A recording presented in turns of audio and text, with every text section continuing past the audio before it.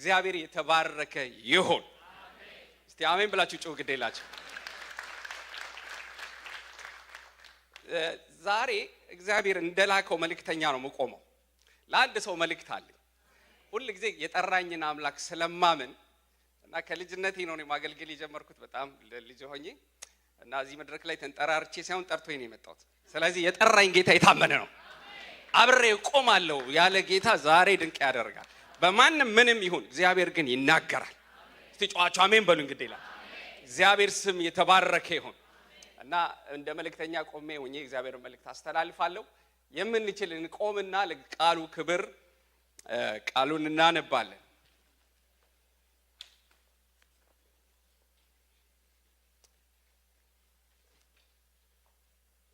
የማካፈላችሁ ወይም ማን የምናነበው ክፍል በሐዋርያ ሥራ ምዕራፍ 27 ላይ ያለ ቃል ነው። ረዘም ያለ ክፍል ነው። በጌታ በኢየሱስ ስም አነባለሁ። የሐዋርያ ሥራ መጽሐፍ ምዕራፍ 27 ከቁጥር 9 ጀምሮ ረዘም ያለ ክፍል ነው እስከ ቁጥር 26 ወይም 25 ያለውን ክፍል በጌታ ስም እናነባለን አብረን። ብዙ ጊዜም ካለፈ በኋላ የጦም ወራት አሁን አልፎ ስለነበረ በመርከብ ለመሄድ አሁን የሚያስፈራ ነበርና ጳውሎስም እናንተ ሰዎች ሆይ ይህ ጉዞ በጥፋትና በብዙ ጉዳት እንዲሆን አያለሁ። ጥፋቱም በገዛ ሕይወታችን ነው እንጂ በጭነቱና በመርከቡ ብቻ አይደለም ብለው መከራቸው። የመቶ አለቃው ግን ጳውሎስ ከተናገረው ይልቅ የመርከቡን መሪና የመርከቡን ባለቤት ያምን ነበር። ያም ወደ ቢከርሙበት ዘንድ የማይመች ስለሆነ የሚበዙት ቢቻላቸው በሰሜንና በደቡብ ምዕራብ ትይዩ ወዳለች ፍንቄ ወደሚሏት ወደ ቀርጤስ ወደብ ደርሰው ይከርሙ ዘንድ ከዚያ እንዲነሱ መከሩ። ልከኛም የደቡብ ንፋስ በነፈሰ ጊዜ እንዳሰቡት የሆነላቸው መስሏቸው ተነሱ። በቀርጤስም አጠገብ ጥግ ጥጉን አለፉ። ነገር ግን እጅግ ሳይዘገዩ አውራቂስ የሚሉት አውሎ ንፋስ ከዚያ ወረደባቸው። መርከቡም ተነጥቆ ንፋሱን ሲቃወመው መሄድ ስላልቻልን ለቀነው ተነዳን። ቄዳ በሚሏትም ደሴት በተተገንን ጊዜ ታንኳይቷን ለመግዛት በጭንቅ ቻለን። ወደ ላይም ካወጧት በኋላ መርከቡን በገመድ አስታጥቀው አጸኑ። ሰርቴስም ወደሚሏት ወደ አሸዋ እንዳይወድቁ ፈርተው ሸራውን አውርደው እንዲሁ ተነዱ። ነፋስም በርትቶ ሲያስጨንቀን በማግስቱ ከጭነቱ ወደ ባህር ይጥሉ ነበር። በሶስተኛው ቀን የመርከቡን ዕቃ በእጃችን ወረወርን። ብዙ ቀንም ፀሐይና ከዋክብት ሳናይ ትልቅ ንፋስ ሲበረታብን ጊዜ ወደፊት እንድናለን የማለት ተስፋ ሁሉ ተቆረጠ። ሳይበሉም ብዙ ቀን ከቆዩ በኋላ ያን ጊዜ ጳውሎስ በመካከላቸው ቆሞ እንዲህ አለ። እናንተ ሰዎች ሆይ ሰምታችሁኝ በሆነ ኑሮ ከቀርጤስ እንዳትነሱ የጥፋትና ጉዳት እንዳታገኙ ይገባችሁ ነበረ። አሁንም አይዟችሁ ብዬ መክራችኋለሁ። መርከቡ እንጂ ከእናንተ አንድ ነፍስ እንኳን አይጠፋምና የእርሱ የምሆነው ደግሞ የማመልከው የእግዚአብሔር መልአክ በዚህ ሌሊት በአጠገቤ ቆሞ ነበረ። እርሱም ጳውሎስ ሆይ አትፍራ፣ በቄሳር ፊት ልትቆም ይገባሃል። እነሆ እግዚአብሔር ካንተ ጋር የሚሄዱትን ሁሉ ሰጥቷል አለኝ። ስለዚህ እናንተ ሰዎች ሆይ አሁንም ለሶስተኛ ጊዜ አይዟችሁ፣ እንደተናገረኝ እንዲሁ እንዲሆን እግዚአብሔርን አምነዋለሁ። እስቲ ይሄንን ቃል አብረን እናውጅ። የመጨረሻው እንደተናገረኝ እንዲሁ እንዲሆን እግዚአብሔርን አምነዋለሁ። አንድን እንደዚህ ምዕራፍ እንደዚህ እንገልጽና ቁጥር 44 የመጨረሻዋን ደግሞ እናነባለን። እዚሁ ምዕራፍ 27 ቁጥር 44 ላይ እንዲህ ይላል። የመጨረሻው ቁጥር ላይ ሁሉም በደህና ወደ ምድር ደረሱ ይላል። ሁሉም በደህና ወደ ምድር ደረሱ ይላል። እግዚአብሔር የተባረከ ይሁን። እግዚአብሔር እንዲያስተምረን እንደቆመን እንጸልያለን። ሃሌሉያ። የተባረከ ማለዳ ህልውናው ያለበት ቃል እየሰማን እንደ ኖርማልን ማንወጣበት ከቃሉ ጋር ኃይል ጸጋ ይገለጣል። ተአምራት ሚራክል ይሆናል። እጆች ከፍ ይበሉ። ግዴላችሁ ይሄን ጌታ እንጠባበቀዋለን። ይሰራል። ዛሬም ይሰራል። የቃሉ ባለቤት ይሰራል። መንፈስ ቅዱስ ይሰራል። በምንም አይነት ሁኔታ ውስጥ እንለፍ፣ በምንም አይነት ወጀብ ውስጥ፣ በምንም በሚያናውጥ ነገር ውስጥ እንለፍ፣ የተናገረን ጌታ የታመነ ስለሆነ ትደርሳላችሁ ያለ ጌታ፣ ፍጻሜያችሁ ይሄ አይሆንም ያለ ጌታ ከኛ ጋር ስላለ ዛሬ የሚያሻገርን ቃል ይናገረናል። ዛሬ የሚያወጣን ነገር ይናገረናል። እግዚአብሔር የተመሰገነ ይሁን። ብዙ የሚያጓራ አለ፣ ብዙ ወጀብ አለ፣ ብዙ የሚያስጨንቅ ነገር ውስጥ ልንሆን እንችላለን። ብዙ መከራዎች፣ ብዙ ስቃዮች፣ የሚያናውጠን ነገር ሊኖር ይችላል። ነገር ግን በዛ ውስጥ አልፈን ደርሳለን። እኔ ትንቢታዊ መልእክት ነው ያለኝ ዛሬ ይሄንን ቃል በህይወታችሁ አውጃለሁ። እግዚአብሔር እንደዚህ ይላል፣ ትደርሳላችሁ፣ ትደርሳላችሁ። በማዕበሉ አልፋችሁ ትደርሳላችሁ። በሚያስጨንቀው በሚያጓራው በብዙ መከራ ውስጥ አልፋችሁ ትደርሳላችሁ። ፍጻሜያችሁ ይሄ አይሆንም ይላል ጌታ። ሃሌሉያ። እጆች ይዘርጉ ግዴላችሁ። የእግዚአብሔር መንፈስ አለ። የቅዱስ ሥርዓቱን ጌታ ራት እየተካፈልን ወደ አምልኮ ስንሄድ አንተ መልካም ነህ ሲል የጌታ መልአክ አንድ ነገር አሳየኝ። ጉባኤ ሁሉ እያለ ሁሉንም የማይ ይመስለኛል። ስለዚህ በእግዚአብሔር ፊት ይህንን እውነት እናገራለሁ እና ሁሉ ሰው ነጭ ልብስ ለብሶ አየው። እንደዚህ አለኝ ጌታ፣ አበሳን ከዚህ በኋላ ከነሱ ላይ አነሳለሁ አለኝ። ስማችሁን እቀይራለሁ አለኝ። መከራችሁን እቀይራለሁ አለ። ስቃያችሁን እቀይራለሁ አለ። እነሆ አዲስን ልብስ አለብሳለሁ አለ። ሃሌሉያ። ያንዳንዶቻችሁ ስም ሲቀየር አለው፣ ህይወት ሲቀየር አያለሁ። እግዚአብሔር እንደዚህ አለኝ፣ አዲስን ነገር አደርጋለሁ አለ። አታውቁም፣ አይታችሁት ላይሆን ይችላል። ከዚህ በፊት ስትመላለሱ በሆነው ነገር አትመላለሱም። መታወቂያችሁን ቀይራለሁ አለኝ የጌታ መንፈስ። እግዚአብሔር ስም ብሩክ ይሁን። ኃይል ይሁን በዚህ ጉባኤ ውስጥ። እኔ እየተናገርኩ ቃል እየተናገረ ተአምራት ይሁን። በሽተኞች ይፈወሱ፣ ቀንበር ይሰበር፣ የትኛውም እስራት የተቆረጠ ይሁን። እስራትና ቀንበር በሽታ ከላያችን ላይ የተነሳ ይሁን። ተጠርጎ በመንፈስ ኃይል ይነሳ። በቃል ኃይልና ጉልበት እግዚአብሔር ሆይ የትኛውም ገለባ የሆነ ነገር ይበላ። ተጽዕኖ ሁሉ የተሰበረ ይሁን። የትኛውም ተጽዕኖ ይሰበር። እግዚአብሔር ሆይ መንፈስ ባለበት ህልውና ባለበት ውስጥ መፈታት ይሁን። ማንም ሰው እንደመጣው ነው እንዳይመለስ እንጸልያለን። እግዚአብሔር ሆይ በቃል ውስጥ ኃይል ይለፍ። በቃል ውስጥ ተአምራት ይሁን። እናመሰግንሃለን፣ እንወድሃለን፣ እናከብርሃለን። ልጅህን ኢየሱስን በመካከላችን አክብረው። መንፈስ ቅዱስ ሁሉን ተቆጣጠር። በጌታ በኢየሱስም ጸልየን፣ አሜን።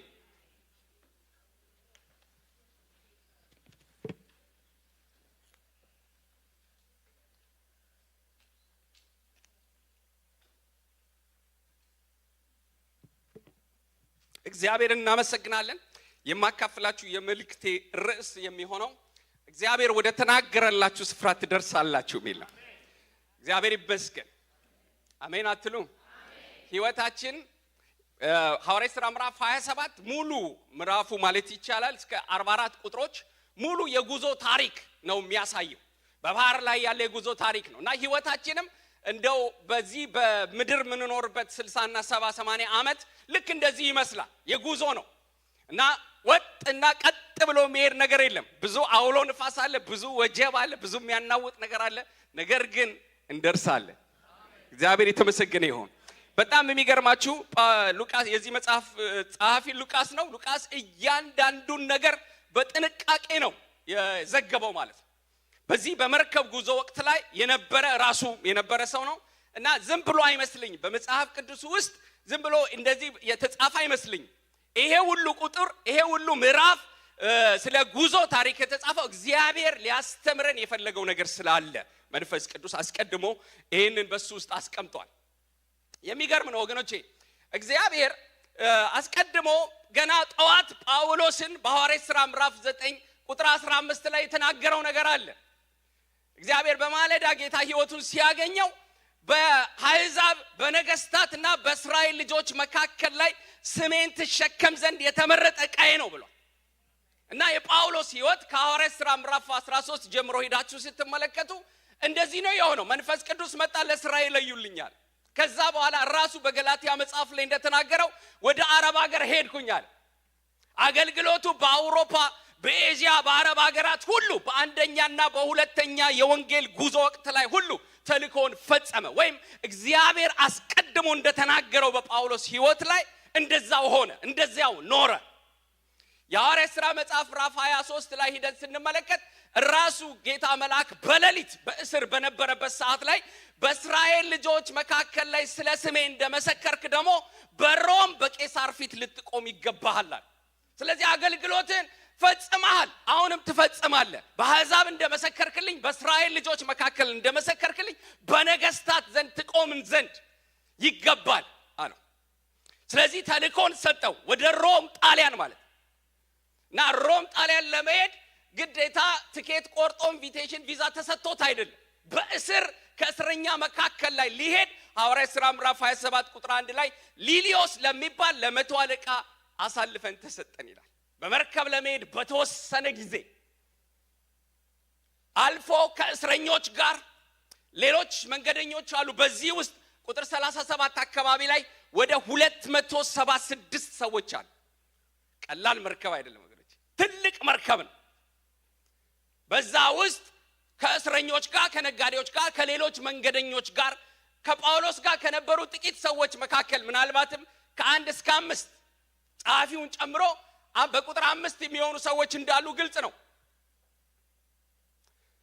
እና መርከቡ ሁሉም መንገደኞች ቦታቸውን ይዘው መልሕቁ ተነስቶ መንገድ ጉዞ ሊጀመር ሲል ማንም ሰው እንደሚያረገው ወይም እኔ እንደማረገው ወይ እናንተ እንደምታረጉት ጉዞ ከመጀመር በፊት መንገድህን ለእግዚአብሔር አደራ አሳልፈ ስጥ ስለሚል ጳውሎስ ይጸልያል።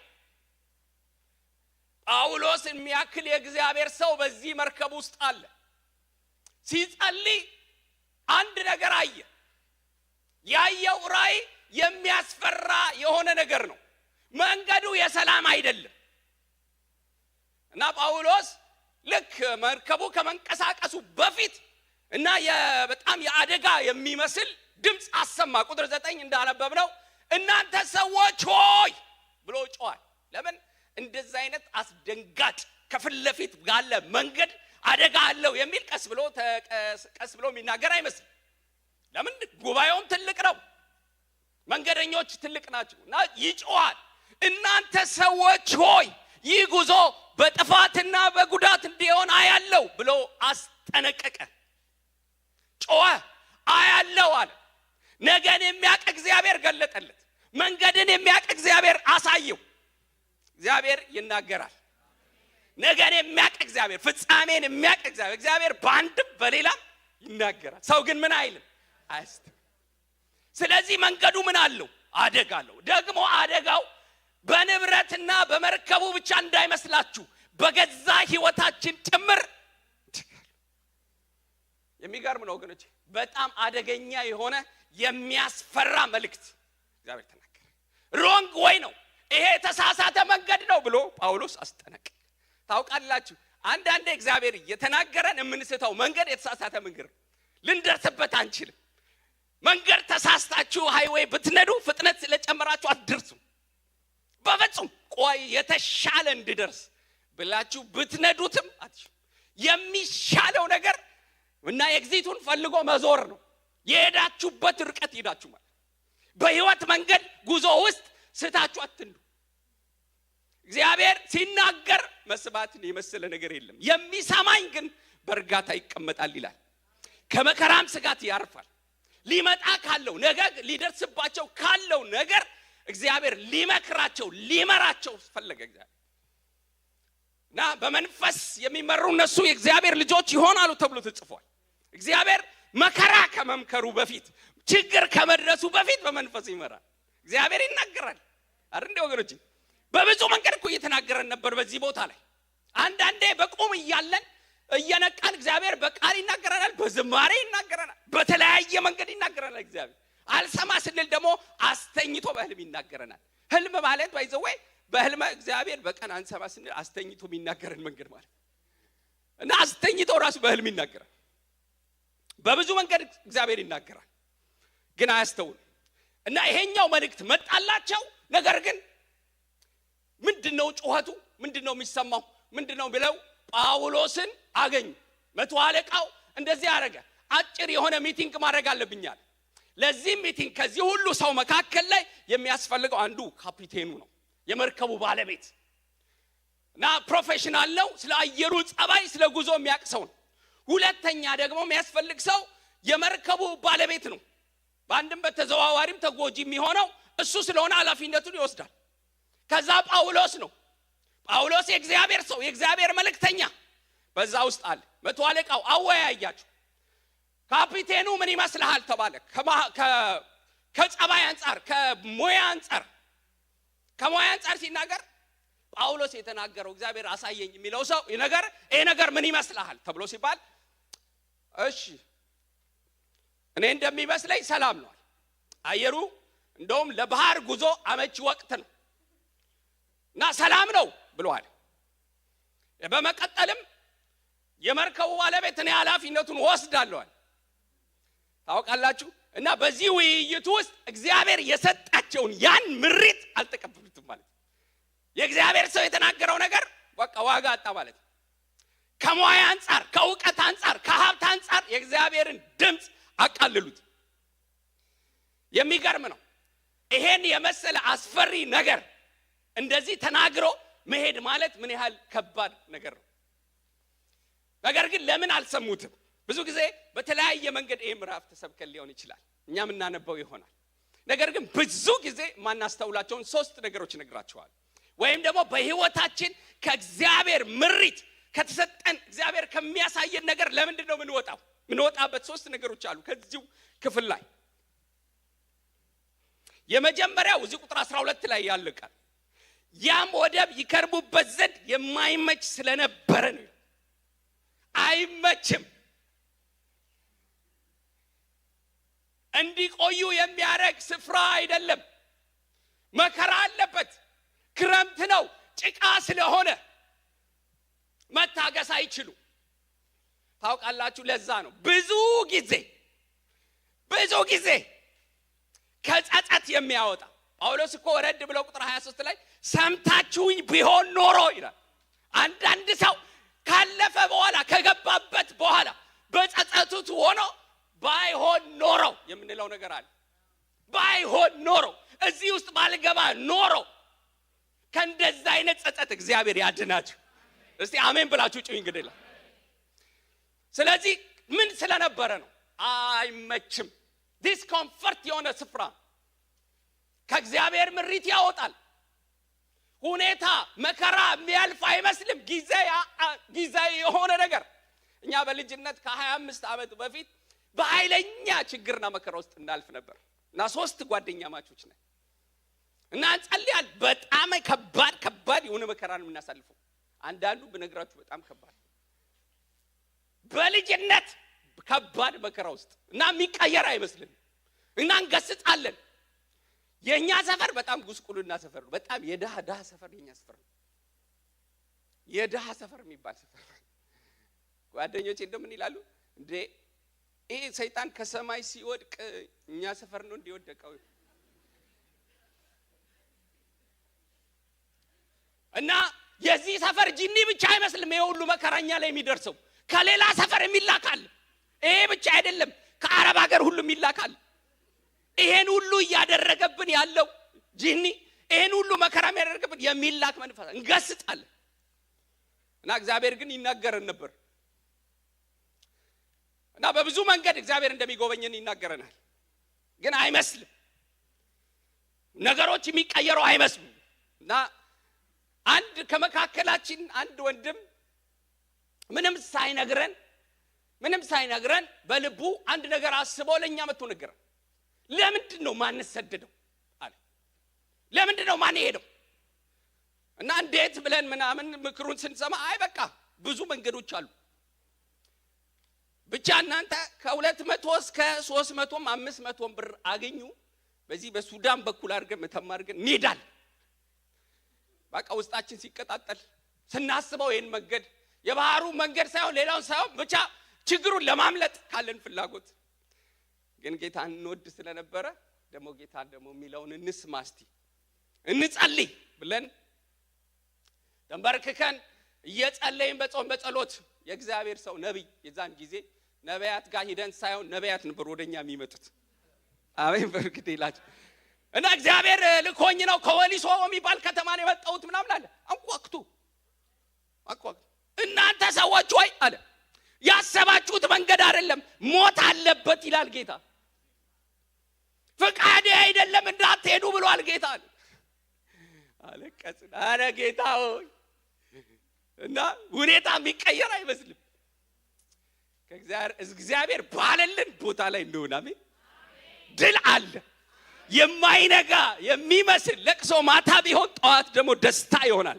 እስቲ አሜን ብላችሁ ጮሁ። እንግዲህ የማይነጋ ሌሊት የሚመስል ነገር ይነጋል። እዚህ ቁጥር 29 ላይ ቀን እንዲሆን ተመኙ ይላል። ረጅም የመከራ ሌሊት፣ ረጅም የማይነጋ የሚመስል ታውቃላችሁ፣ ይመስላል የማይነጋ ግን ይነጋል። ለዛው መከራን እንዳለፈው ትረሳዋል ይላል። እስቲ አሜን ብላችሁ። አንዳንድ ሰው ችግር የሚያልፍ አይመስለው፣ መከራ የሚያልፍ አይመስለው።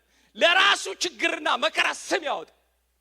በመጽሐፍ ቅዱስ ላይ ያሉ ብዙ እናቶች አሉ። እኔ የምትገርመኝ አንድ እናት አለች፣ ልጇን በመከራ የወለደች፣ በጭንቅ የወለደች፣ በስቃይ የወለደች እና ልጇን ስትወልድ ልጇ ላይ ነገው ላይ መከራን አስቀመጠችበት።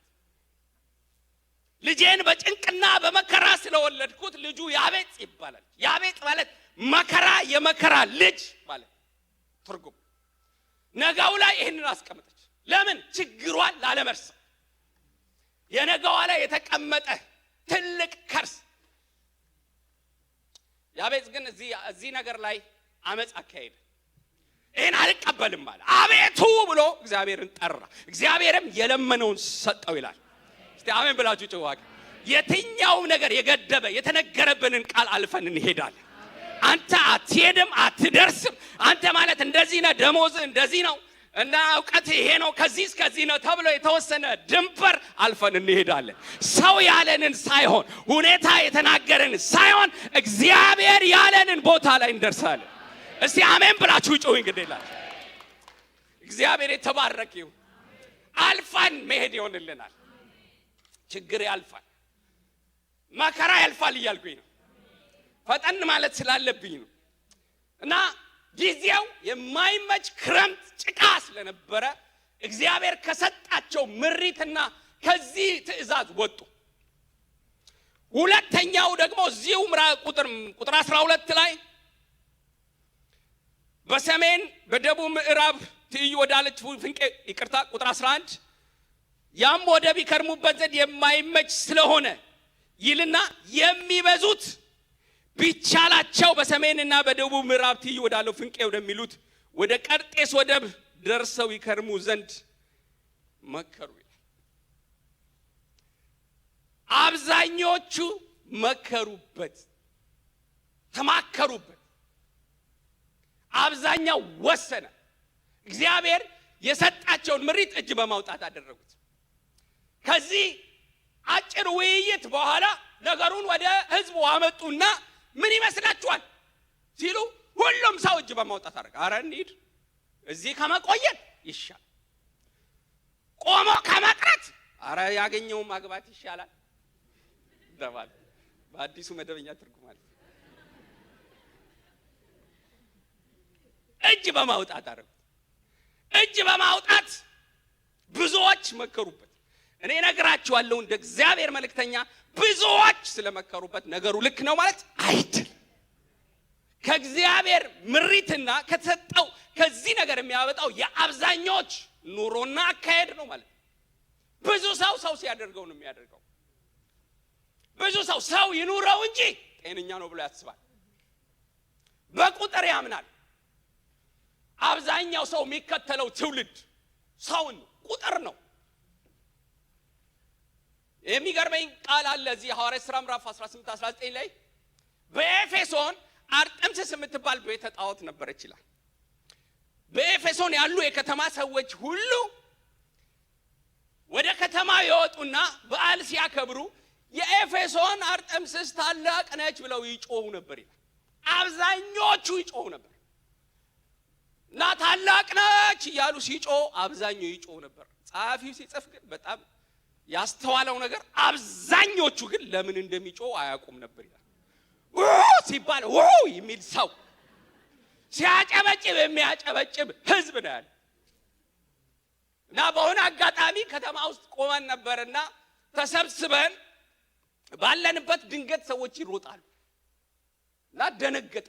አንዳንዴ ደግሞ ትፈራላችሁ አይደል? መፍራት ጥሩ ነው።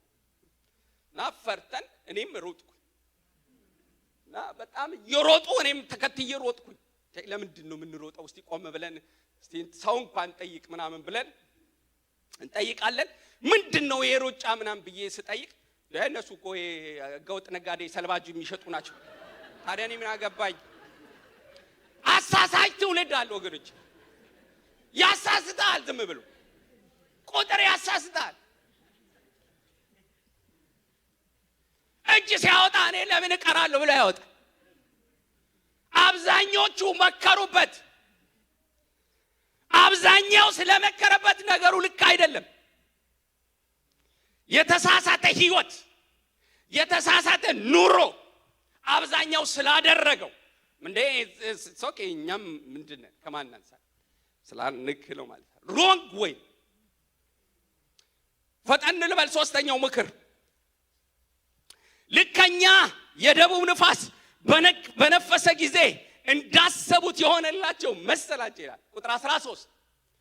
እቺ በጣም አሳሳች ነች። እግዚአብሔር መንገዱ ሞት አለበት ብሎ ምሪት ሰጥቷቸው ግን ሞት የለም።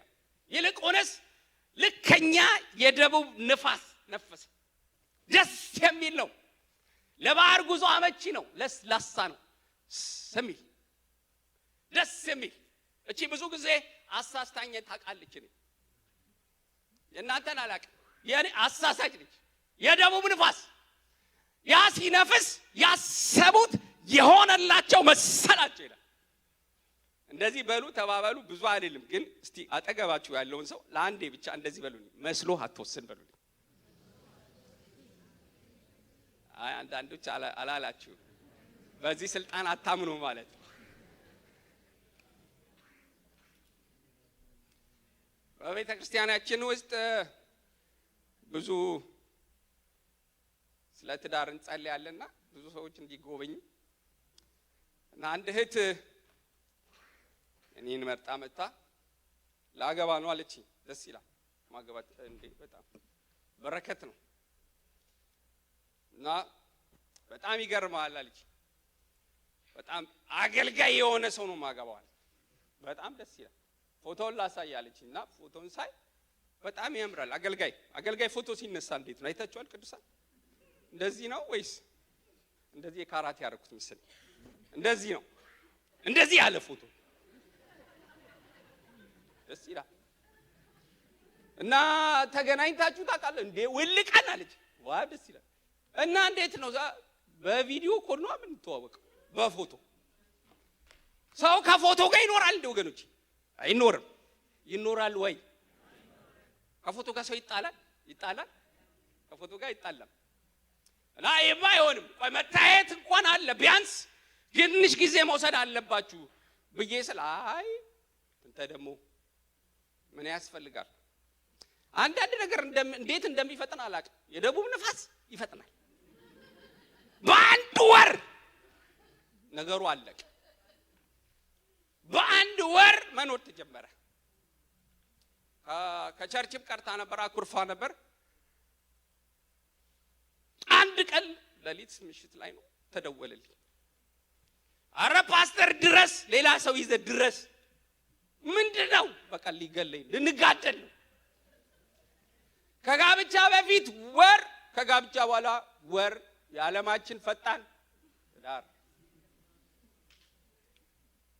በጣም ከባድ ነው ግልጽ እና ምንድነው ብዬ ስላት አይ መስሎኝ እኮ ነው አለ። መስለመሰለ አትወስድ። የእግዚአብሔር ሐሳብ የእግዚአብሔር ድምጽ እንዳሌሎች አይደል ስለመሰለ ዝው ብለ መገባበታል። እስቲ አሜን ትላላችሁ ወይ? ደስ ይላል። አሳፍ ይሄ ነው በመዝሙር 73 ላይ የኃጢአተኞችን ህይወት ሲያይ አይጨነቁ። አንዳት መጣጣር የለባቸው። ክሊክ ሲያደርጉት ይወርዳል። ክሊክ ሲያደርጉት መኪና፣ ትዳር፣ ልጅ ምናምን ክሊክ ሲያደርጉት ይሄ ነገር እንዴት ነው አለ። ይሄ ነገር ግራ አጋባኛል። ለመረዳት በሞከርኩ ጊዜ አድካሚ ተግባር መስሎ ታየኝ። አይገባም። አንዳንዱ ነገር ልትረዳው አትችል። ነገር ግን ወደ መቅደስ እስኪገባ ፍጻሜያቸውን እስኪመለከት በድጥ ስፍራ አስቀመጥካቸው፣ እንደ ሌሊት ህልም ፈጥነው ጠፉ አለ። አዎ እኔ እንዲህ ስላልኩኝ እሱን ፍጻሜ አይቶ በጣም ዘገነነው። እጄን ያስከኝ፣ ቀኝ እጄን ያስከኝ፣ መራኸኝ፣ በሰማይ ምክር መራኸኝ፣ ፍጻሜ ግን ክብር ነው አለ። እስቲ አሜን ትላላችሁ? አዎ ልቤና ስጋዬ ደክሟል፣ እግዚአብሔር ግን የልቤ ብርታት የዘላለም ድል ፈንታዬ ነው። እስቲ አሜን ብላችሁ ጮህ። ግዴላችሁ ነገር እንደዚህ ሆኖ አይቀጥልም አለ እግዚአብሔር። ፍጻሜ ክብር ነው አለ እግዚአብሔር። የተባረከ ይሁን።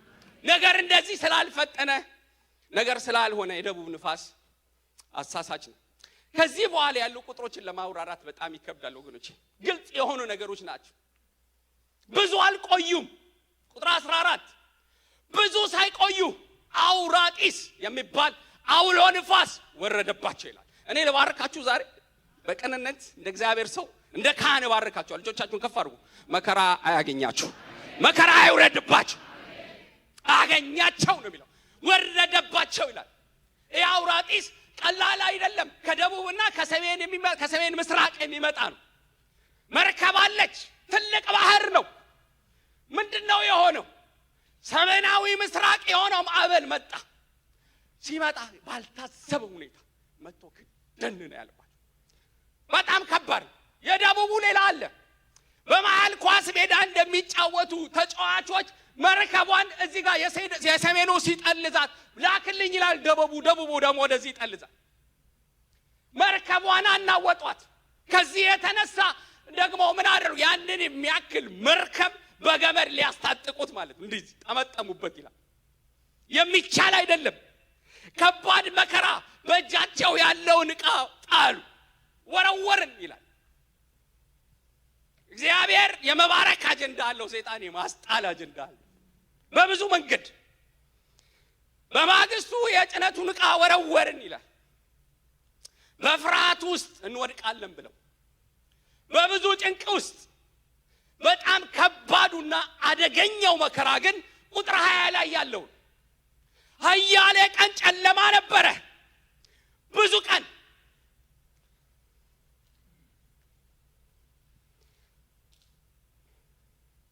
ብዙ ቀን ፀሐይና ከዋክብት ሳናይ ትልቅ ንፋስ ሲበረታብን ጊዜ ወደፊት እንድናለን የማለት ተስፋ ተቆረጠ ይላል። በቃ ተስፋ ቆረጥን። ቀን ይሁን ማታ ይሁን አያውቁም። ከባድ የሆነ የመከራ ጊዜ፣ የጭንቅ ጊዜ፣ ራስን ለማዳን የሚደረገው ትግልና ትንቅንቅ በቃ ከዚህ በኋላ አንችልም አሉ። ሁሉም ሰው በራሱ መንገድ ለመሞት ተዘጋጅ። ተስፋ ተቆረጠ። ሰው ብዙ ነገር አጥቶ ወገኖቼ መኖር ይችላል። ገንዘብ ባይኖረው ምን ይሆናል? ድሃ ይሆናል። ፍቅር ከሌለው ጨካኝ ሰው አለ በምድር ላይ፣ ጨካኝ ሆኖ ይኖራል። ፍቅር የሌለው ሰው እንደዛው ነው ይኖራል። ያለ ተስፋ ግን ሰው አንድም አይኖርም። ተስፋ ተቆረጠ። ከዚህ በኋላ እንድናለን የማለት ተስፋ ሁሉ ቆረጠ። ከባድ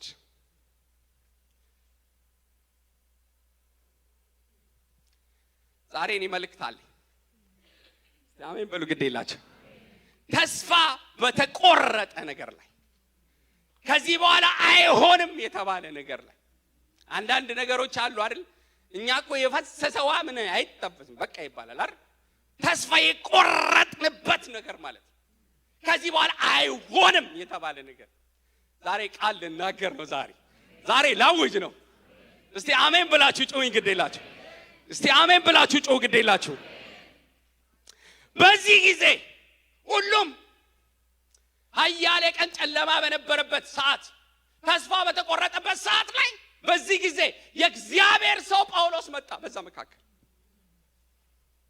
ቁጥር 21 ሳይበሉም ብዙ ቀን ከቆዩ በኋላ ያን ጊዜ ጳውሎስ በመካከላቸው ቆሞ እንዲህ አለ፣ እናንተ ሰዎች ሆይ ሰምታችሁኝ በሆነ ኑሮ ከቀርጤስ እንዳትነሱ ይህም ጥፋትና ጉዳት እንዳታገኙ ይገባችሁ ነበር። አይገባችሁም ነበር። ሰምታችሁ ቢሆን ኑሮ ይሄ ጥፋትና ጉዳት አይገባም። አሁንም ይላል ቁጥር 22 አሁንም አይዟችሁ። 2 ሰው ነው አሜን የሚለው። ዝም ብሎ አይዞህ የሚል ቃል እኮ አይደለም። 3 ጊዜ ነው የጠቀሰው። አይዟችሁ። ተስፋ በተቆረጠበት ነገር በጨለመበት ላይ የሚያጽናና ከጨለማ ከተስፋ መቁረጥ የሚያወጣ የእግዚአብሔር ድምጽ ለሕዝቡ መጣ። አይዟችሁ ይላል ጌታ። እስቲ አሜን በሉ ግድ ይላችሁ። አይዞህ ይላል ጌታ። አይዟችሁ። ተስፋ ቆርጠሃል፣ ግራ ገብተዋል። አዎ ከዚህ በኋላ የመዳን ተስፋ የለም። ምንም አይነት ነገር የለም። ጨለማው በርትቷል። ልንድንበት ልንተርፍበት ሊያድነን የሚችል ነገር የለም ብላችኋል። ነገር ግን ጌታ እንደዚህ ብሏል። ይሄ ነው የምናገረው ዛሬ። ይሄንን ቃል ነው ማውጀው ዛሬ በህይወታችሁ ላይ። አይዟችሁ ይላል። አዎ ነገር ተበላሽቷል፣ አልታዘዝክም ይላል። ሰው ይፈርዳል። አዎ እንዲህ ስለሆነ እኮ ነው፣ አንቺ እኮ ሁሉ ጊዜ እንደዚህ ነው ብሎ ሰው በዚህ ያምናል። ነገር ግን እግዚአብሔር በምህረቱ እንደገና የአሁን አምላክ ስለሆነ አሁንም ይላል። እስቲ አሁንም ብላችሁ ጮህ ግድ ይላችሁ። እስቲ አሁንም ብላችሁ ጮህ። እስቲ አሁንም አይዟችሁ ይላል ጌታ። ሃሌሉያ ሃሌሉያ። አይዞ የሚል የሚያጽናና የሚፈውስ የሚያድን የሚታደግ የእግዚአብሔር እጅ ዛሬም ባለሽበት ተስፋ መቁረጥ ውስጥ የሚያወጣ የአምላክ እጅ ይዘረጋል ዛሬ። ሃሌሉያ። ግራ በገባው በተዘጋ ነገር ውስጥ አይዞህ ይላል። እነን የእግዚአብሔርን ምህረት በእናንተ ላይ አውጃል። የእንደገና አምላክ ዛሬ ማለዳ ልኮኛል። እንዲህ ብለህ ተናገር፣ አውጅ ብለዋል። ለደከሙት ተስፋ ለቆረጡት በብዙ ስቃይ ውስጥ በብዙ ወጀብ ውስጥ በብዙ አውሎ ንፋስ ውስጥ ላሉት ይሄን ብለህ ተናገር። አይዟችሁ በል። አይዞህ ይልሃል። እግዚአብሔር የተመሰገነ ይሁን። አዎ ገዳይ ነው። አዎ አስፈሪ ነው። የምትናወጥበት በቤት አለ፣ በኑሮ ላይ አለ፣ በትዳር ላይ አለ፣ በስራ አለ፣ በዶክመንት አለ። ከዚህ በኋላ አይመስለኝ የምትለው ነገር ጌታ ግን አይዞህ። ሉቃስ 7:11 ላይ በናይል ከተማ አንድ መበለት ነበረች፣ አንድ ልጅ ነበራት፣ እሱም ሞተ። ይህ ልጅ የነገ የመኖሯ ምክንያት ተስፋዋ ነበር። በቃ ከዚህ በፊት ባሏ ሞቷል። አሁን ደግሞ አንድ ነበራት፣ መኖር ስትፈልግ ልትኖርለት የሚገባ ዓላማ አንድ ልጅ፣ እሱም ሞተ። በጣም ጉዳዩን የሚያውቅ የቅርብ የሩቅ ሁሉ ያውቃል። የሚያውቃት የማያውቃት ሁሉ በናይል የሚኖር ሰዎች ልጇን ሊቀብር ከዚች ሐዘንተኛ ሴት ጋር አብሮ ወጣ፣ ወደ ከተማ ይዞ ወጣ፣ አስክሬኑን ይዞ ወጣ። ጌታ ኢየሱስ ግን አየና አዘነላት። አሜን ትላላችሁ? ሰው ሁሉ አዝኗል። የሱ ሐዘን የሱ ማዘን ግን ይለያል። አሜን ትላላችሁ? አዘነላት ሲል ዝም ብሎ ሊያጽናናት ብቻ አይደለም፣ የሐዘኗን ምንጭ የተስፋ መቁረጧን ምንጭ ያንን ደግሞ ሊመልስላት። ሃሌሉያ። የልብን ስብራት ደግሞ የልብን ሐዘን ማን ሊያውቅ ይችላል? እሱ ግን ስለሚያውቅ ባለህበት ሁኔታ ባለሽበት ሁኔታ ቃል ልኳል። አይዞህ አይዞሽ የሚል ሃሌሉያ። አይዞሽ። የለቅሶ ምንጭ የልብ ስብራት ምንጭ ዛሬ ይቆማል። አይዞ ሲል ሊቆም፣ አይዞ ሲል ሊፈውስ ነው። አይዞ ሲል ሊያድን ነው። ሃሌሉያ። ተስፋ በተቆረጠበት ነገር ላይ ድምጽ መጣ። አሁንም እናንተ ሰዎች ሆይ እነግራችኋል፣ አሁንም እንደገና አምላክ እንደገና እድል ይሰጣል። እንደገና ቻንስ ይሰጣል። እንደገና እድል ይሰጣል። ሃሌሉያ። አለቀ የሚባል ነገር ነው የሌለው። አለቀ የለም። እሱ ጋር ምህረት ዛሬም አዲስ ነው አይደለ? ክብር ሁሉ ለኢየሱስ ይሁን። መምህራን ሕፃናቶችን ሲያስተምሩ ስዕል ሲያስተምሩ ሉክ ይሰጧቸዋል። መማሪያ ደብተር ስዕሉ ይህን ስዕል ሳሉ ብለው ከዛ ይሞክራሉ ስዕሉን ለመሳል። ችግር የለም ይሰጣል። ያው ቻንስ ሞክር፣ አሁን ሞክር። ደግሞ እጅ ላይ ያለ ነገር ያልቃል። አለቀ በቃ። ስላለቀ ለዛሬ አልተሳካም። እግዚአብሔር ግን በምህረቱ የሚያልቅ ነገር የለም ይላል። እስቲ አሜን አትሉም ወይ? ቅጥቅጥ ሸምበቆን የሚጠስን ጧፍ አያጠፋም እሱ። አለቀ የተባለ ነገር ራሱ የለም እሱ ጋር። ምህረቱ ዛሬ ሰዎችን ይደግፋል። ምህረቱ ዛሬ ሰዎችን ያወጣል። ከተስፋ መቁረጥ ያወጣል። ከሐዘን ውስጥ ያወጣል። ከሐዘን ውስጥ ያወጣል። ከእንባ ያወጣል። ከችግር ያወጣል። የምህረት አምላክ እንደገና የእንደገና አምላክ አዲስን ነገር ያደርጋል። ለምን እዚህ ላይ እንደቆየው አላቅም። ለአንዳንዶቻችሁ በትንቢት መንፈስ እናገራለሁ፣ እናንተ አታውቁትም። ዛሬ ይሄ ነገር ይሆናል፣ እንደ አዲስ ልደት ይሆንላችኋል። ዛሬ የምትጠብቁት ነገር እንደ አዲስ ይሆንላችኋል። ያልጠበቃችሁትን ነገር እግዚአብሔር እንደ አዲስ ያደርግላችኋል። እንደ እግዚአብሔር ቃል ይሄንን አውጃለሁ፣ ህይወታችሁ አዲስ ይሆናል። ጌታ እንደዚህ አለኝ፣ ያልተኖረውን ያልኖራችሁትን ልጅነታችሁን እመልሳለሁ አለ።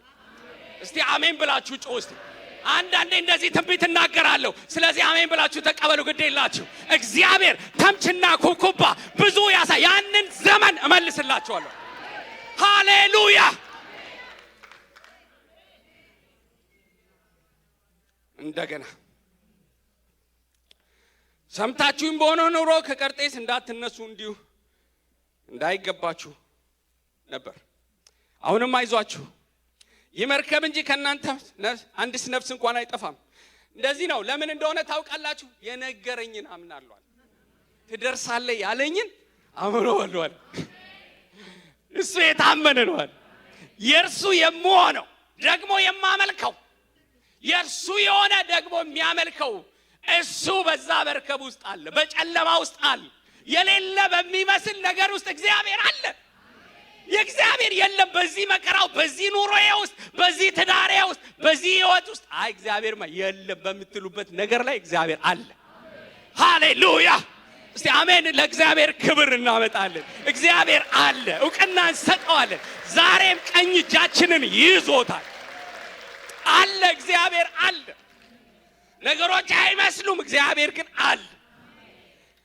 አዎ ያው የማመልከው እሱ የሱ የምሆነው ደግሞ ማመልከው እሱ ነግሮኛል አለ። በሌሊት ነግሮኛል። አንተም አብረውም ያሉት አንድስ ነፍስ አይጠፋም። ደግሞ አለ የተናገረኝን እንደሚሆንለት አምነዋለሁ አለ። እግዚአብሔር አይናገር፣ ከተናገረ ይሆናል። ክብር ለሱ ይሁን። የተናገረ አምላክ ከልጅነት የመራ እግዚአብሔር የተናገረ አምላክ የተናገረ ቦታ ላይ ያደርሳል። እስቲ አሜን ትላላችሁ? ነገሩ አይመስልም እኮ አይደል? አይመስልም። አንዳንድ ዜናዎች አይታችኋል። ኳስ ብዙ አይደለም ግን ስለ ኳስ እግር ኳስ ምናምን ውጤት ሰምተን ዜና ተነግሮን በቃ ውጤቱን ሰምተናል። ዜና አንባቢው ከሌና አሸነፈ ብሎ ውጤት ነግሮን ያ የሰማነውን ዜና ደግመን ኳሱን ብናየው አሸነፈ ያለው ቡድን 3-0 የሚመራ ዜናው ትክክል አይደለም ማለት አይደለም። ሰዓቱ ያለቀ ነው እንግዲህ ያሸንፋል ያለው ሰው ቡድን 3-0 እየተመራ ነው። አሁን በቃ ሰዓቱ ያለቀ ነው። እንዴ ዜናው ውሸት ነው እንዴ? አይ የዘማነውን ዜና ስለምናምን ትክክለኛ ዜና ስለሆነ ታማኝ ምንጭ ስለሆነ ለምን ሰዓቱ አልቆ ሽርፍራፊ ሰከንድ አይቀርም። ያ የተሸነፈ ቡድን የሚመራ ቡድን ከኋላ ተነስቶ አራት ያገባል። እንደዛ እርግጠኛ ሆነን ነው የምናየው። ለምን? አልቋል፣ ሰዓቱ አልቋል፣ ጊዜው አልቋል። ያ ነገር መሆኑ ግድ ነው። እግዚአብሔር ይናገር እንጂ ማይነጋም ይመስል የተሸነፈ ህይወት የሚመስል የማትደርሱበት ነገር የሚመስል ነገር እግዚአብሔር ኦቨርናይት ነገርን ይቀይራል። እስቲ አሜን ብላችሁ ጮህ። ግዴላችሁ። ሃሌሉያ። የተናገረኝን እሱን አምነዋለሁ። የተናገረው እንደሚሆንለት አምናለሁ። ትናንትና አልሰማችሁም? በዛ መንገድ ሄዳችኋል። መጽናናት እንዲሆን አሁን ሰርቫይቭ የማድረግ ነገር ያስፈልጋችኋል አለ ቁጥር 33 ላይ። አሁን በዚህ መጽናናት አለባችሁ። ቃል መጥቶላችኋል። ከዚህ በኋላ የሆነው አደጋ ይልቁንስ መርከቡ ተሰበረች። ቀድሞ አይዟችሁ ተብሎ ተስፋ አለ ማንም ሰው አይሞትም ተብሎ መርከቧ ይልቁንስ ከቀደመው በላይ ተሰበረች እንጂ ጳውሎስ ዘና ብሎ በጨለማና ተስፋ በቆረጡት ህዝቦች መካከል ላይ መጽናናት እንዲሆን እናንተ ሰዎች ወይ ኃያሌ ቀን አልበላችሁ። አሁን የመኖር ያለመኖር ጉዳይ አይደለም። ግድ የለም ይሆናል አይሆንም አይደለም። አሁን ግን ነገ ስለሚቀጥል እግዚአብሔር ያለው ነገር ስለሚቀጥል እንጀራ መብላት አለባችሁ። ስለዚህ እንደዚህ ብልት በሉ ይገባል ሲል ማን ይበላል? በመከራ ሰዓት ማን ይበላል? ማን ትዝ ይለዋል? ሆዱ ትዝ ይለዋል። ነፍስ ውጪ ነፍስ ግቢ ነው። በዚህ ሰዓት ጳውሎስ እንግዲህ ምንም ማድረግ አልችልም እኔ ግን አምነዋለሁ የተናገረኝን ስለማመን ብሎ በሁሉ ፊት እንጀራን አንስቶ አመስግኖ ቆርሶ በላ ይላል። ድራማ የሚያይ ነው የሚመስለው ህዝቡ። ይህ ሰው በዚህ ሞት መካከል ላይ እንጀራ ከበላ የሆነ ነገርማ አለ፣ ያረጋጋው ነገርማ አለ። ሃሌሉያ! እስቲ አሜን ብላችሁ ጮህ። ስለዚህ ጳውሎስ ለእነዚህ ለሐዘኑት ተስፋ ለቆረጡት መጽናናት ሆነ። እግዚአብሔር አንዳንዶቻችሁን መጽናናት ያርጋችሁ፣ የመጽናናት ምክንያት ያርጋችሁ። አሜን ብላችሁ ሲጮውና ውሰዱት።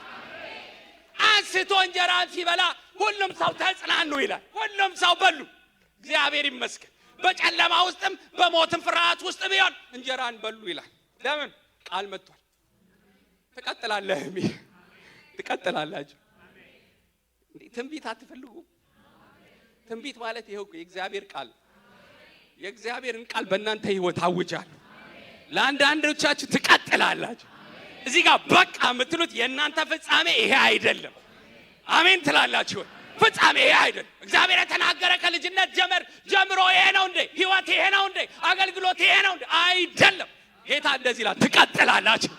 ህይወት ይቀጥላል። እንደዚህ ይላል፣ ሁሉም በደህና ደረሱ ይላል።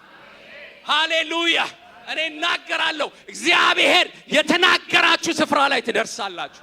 በአውሎ ነፋስ ውስጥ፣ በወጀብ ውስጥ፣ በመከራ ውስጥ፣ በመናወጥ ውስጥ፣ በሚያጓራ ነገር ውስጥ አልፋችሁ እሱ ያላችሁ ቦታ ላይ ትደርሳላችሁ። የእናንተ ፍጻሜ፣ ያንቺ ፍጻሜ ይሄ አይሆንም።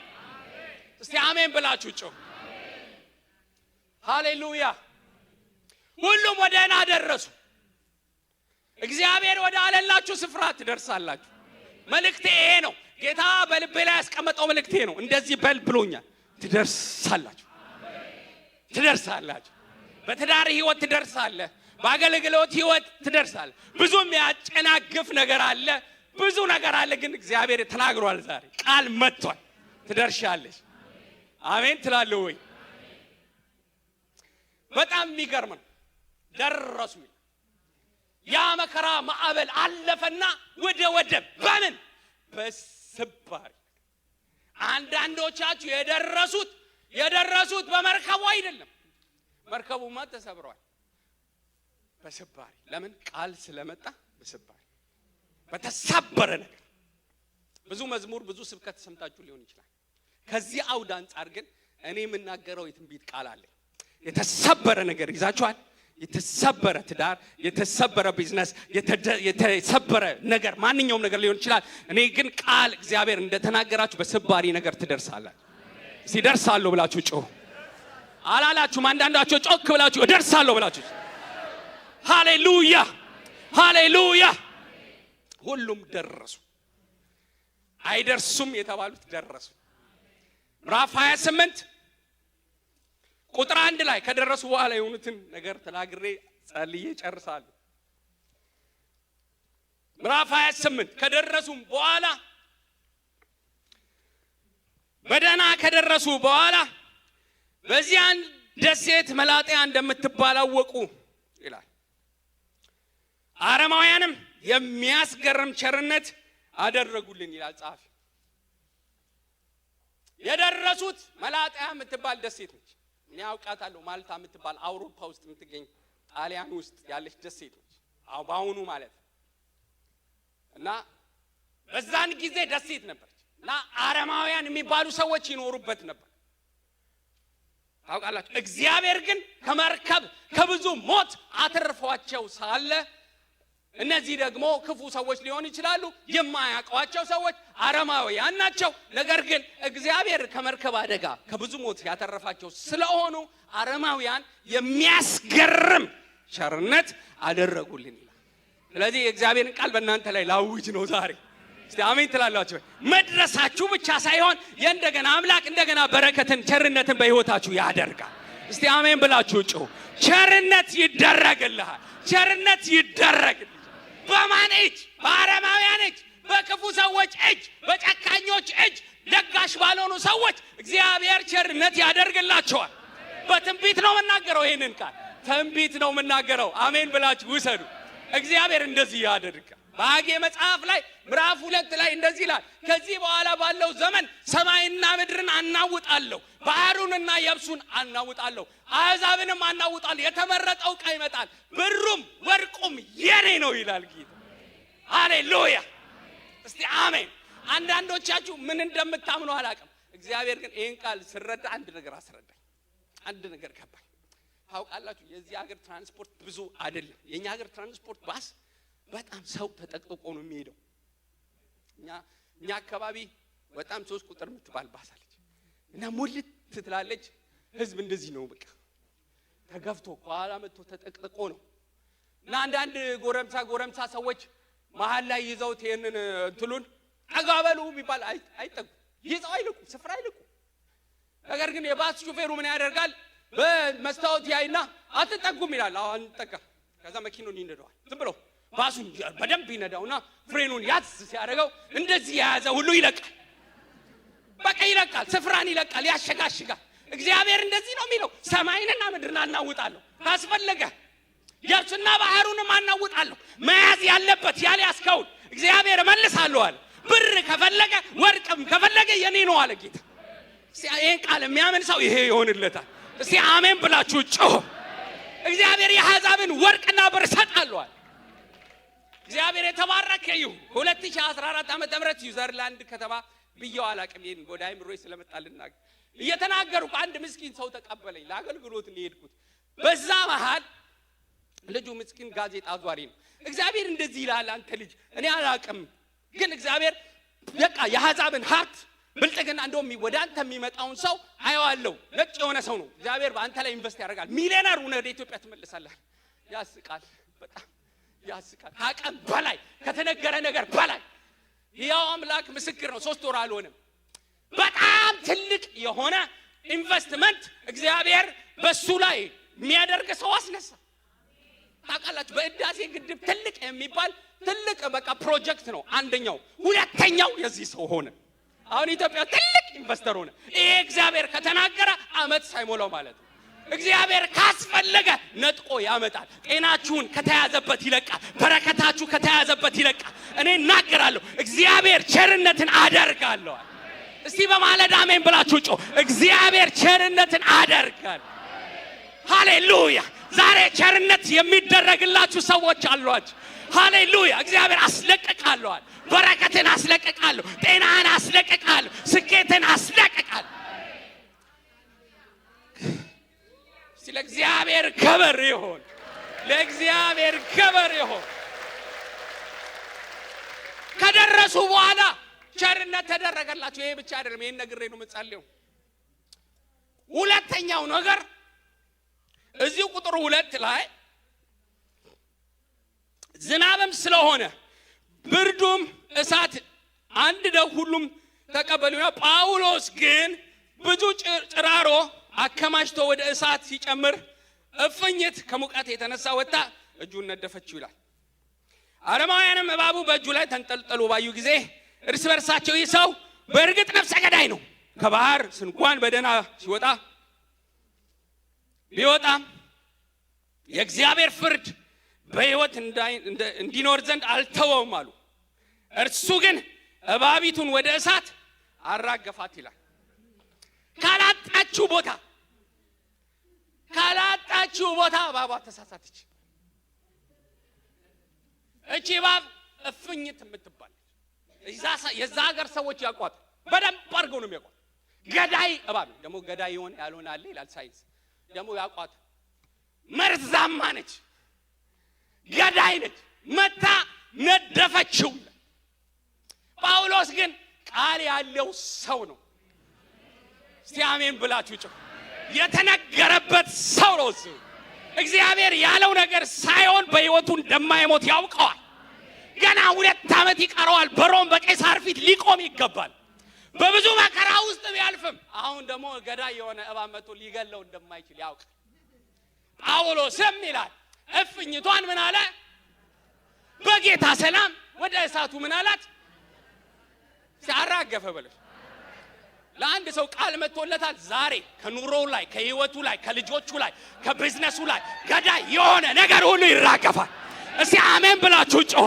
ትንቢት እናገራለሁ። እባብ ነው ታውቃላችሁ። ሊጥራ እባብ ስለ እባብ በዚህ ዘመን እባብ ሲስተም ነው።